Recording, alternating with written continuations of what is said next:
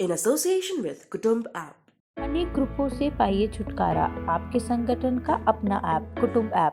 एक तरफ चीन ताइवान को अपना हिस्सा बताता है तो दूसरी तरफ अमेरिका उसी ताइवान के साथ हथियारों के सौदे करता है, वो भी थोड़े बहुत नहीं बल्कि 10 करोड़ डॉलर के सौदे। अब इसी को लेकर अमेरिका और चीन में तनाव इतना बढ़ गया कि चीन ने सीधा सीधा अमेरिका को धमका दिया और कह दिया कि वो अपनी संप्रभुता की रक्षा के लिए जरूरी कदम उठाएगा। दरअसल ताइवान ने एक बार फिर चीन को दिखा दिया कि वो स्वतंत्र है, वो चाहे जो करे उसमें चीन दखल अंदाजी नहीं कर सकता और इसीलिए उसने अमेरिका की मदद से पैट्रियट मिसाइल रक्षा प्रणाली को निरंतर और सुधार के लिए उपकरणों और सेवाओं की संभावित $100 मिलियन की बिक्री को मंजूरी दी है। अब इतनी बड़ी बात हो जाए और चीन चुप रह जाए, ये हो ही नहीं सकता। इसीलिए चीन ने फिर से बयान जारी किया है।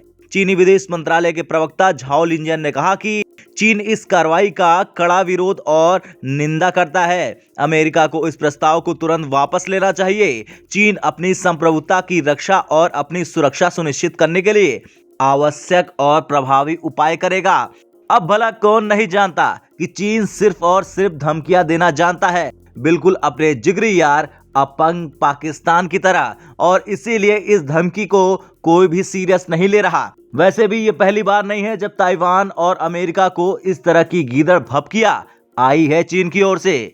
तो वहीं अमेरिकी रक्षा सुरक्षा सहयोग एजेंसी ने कहा कि उसने ताइवान के TECRO द्वारा अनुरोधित बिक्री के लिए विदेश विभाग की मंजूरी के बाद कांग्रेस को सूचित करने के लिए आवश्यक प्रमाणीकरण दिया है। यह प्रस्तावित बिक्री अपने सशस्त्र बलों के आधुनिकीकरण और एक विश्वसनीय रक्षात्मक क्षमता बनाए रखने के लिए प्राप्तकर्ता के निरंतर प्रयासों का समर्थन करके अमेरिकी राष्ट्रीय आर्थिक और सुरक्षा हितों की सेवा करती है।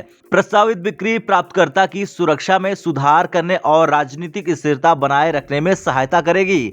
सैन्य संतुलन और आर्थिक क्षेत्र में प्रगति होगी। इस उपकरण और समर्थन की प्रस्तावित बिक्री से क्षेत्र में बुनियादी सैन्य संतुलन में कोई बदलाव नहीं आएगा।